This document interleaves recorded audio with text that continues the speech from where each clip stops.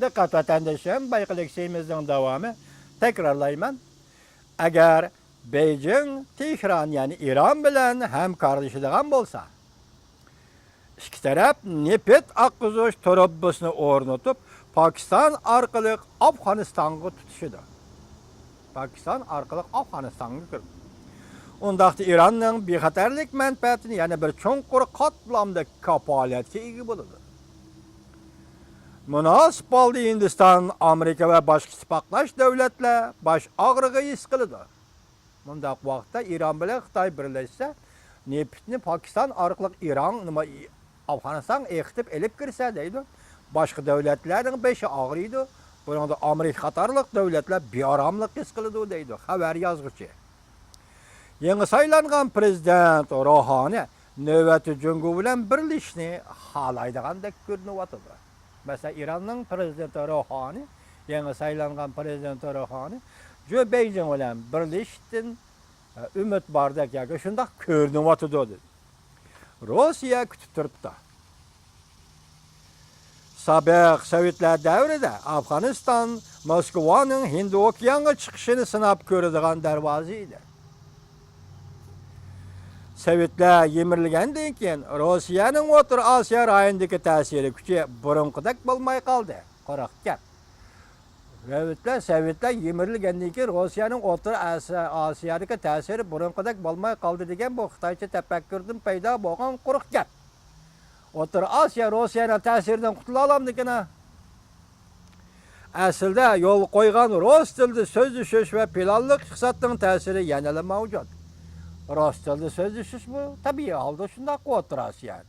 Planliq iqtisod, bu iqtisod degan plani bugun u ati u bo'lgan narsa bu yerda mavjud va yo'qoldi, tugadi qoldi degan narsa bo'lmaydi. Iqtisod taraqqiy qilib turilgan, taraqqiy qilishning har xil shakli, har xil usuli, har xil metodi o'zgarib turdi efendim. Rossiya prezidenti Vladimir Putin O'rta Osiyoga qattiq e'tibor berib, Yevroosiyo iqtisod ittifoqi hukmini o'rtaga qo'ygan edi.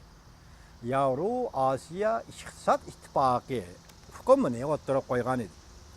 Yaqin kelgusi Rossiyaning geopolitik siyosati yana o'rtaga chiqdi. Ma jumlaga diqqat qilingiz, Xitoy yozuvchi hukm qilyapti. Yaqin kelgusida Rossiyaning geopolitik siyosati yana o'rtaga chiqdi. Yani hazır bu qaysi taraf qartilyapti. O'rta Osiyo, shunday Janubiy Osiyo mushuraymush balvaq qartib so'zlanyapti. Yaqin kelgusi Rossiyaning geopolitik siyosati yana o'rtaga chiqadi. Balki har taraf bilan hamkorlasha oladigan belgilik o'rinda tura oladi. Burayında endi boshlanadigan zo'r elishda Rossiyaning tutgan o'rniga sal qarashqa bo'lmaydi.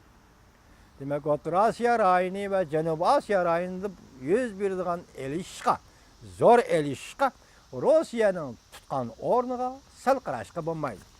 Bu maqolani cho'nqir ham ilmiy yozilgan maqola ekan, ba'zi yerlar o'zining ko'z qarashi ekan, shunday ko'zitib, shunday tushunib anglasanlar bo'ladi, hurmatli vatandoshlarım. Davomi.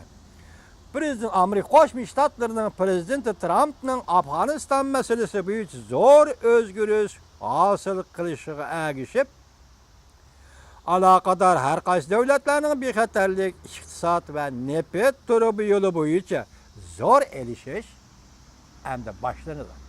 Diqqat qildingizmi? Nima deydi? Amerika Qo'shma Shtatlarining prezidenti Trumpning Afg'oniston masalasi bo'yicha zo'r o'zgarish hosil qilishiga ergishib, aloqador har qaysi davlatlarning bexatarlik, iqtisod va neft turi yo'li bo'yicha zo'r elishishi endi boshlanadi. Beijingga kelsak, Amerika Hindiston ittifoqidan Jungu Pokiston iqtisod koridoriga kelayotgani xiris oldida. Amerika Hindiston ittifoqidan Jungu Pokiston iqtisod koridoriga kelayotgan xiris oldida. İpek yo'l iqtisod belbag'i siyosatini davomli yo'lga qo'yish. Hindiston Amerika ittifoqining Hindi okeaniga zo'magarlik qilishining oldini olish. Diqqat vatandoshim, xabar yozuvchi da'vat ediki, Hindiston Amerika ittifoqining endi okeanga zo'magarlik qilishining oldini olish. Demak bular Beijing yuqori darajali rahbarlari cho'qim yuzlanadigan bir tema, yuzlanadigan bir masala bo'lib qoldi deydi. Mushu maqolning ro'yini yaxshi anglaysizlar, yaxshi anglab tutib oldinglar, vatandoshlarım. Oxirida muhokama qilamiz.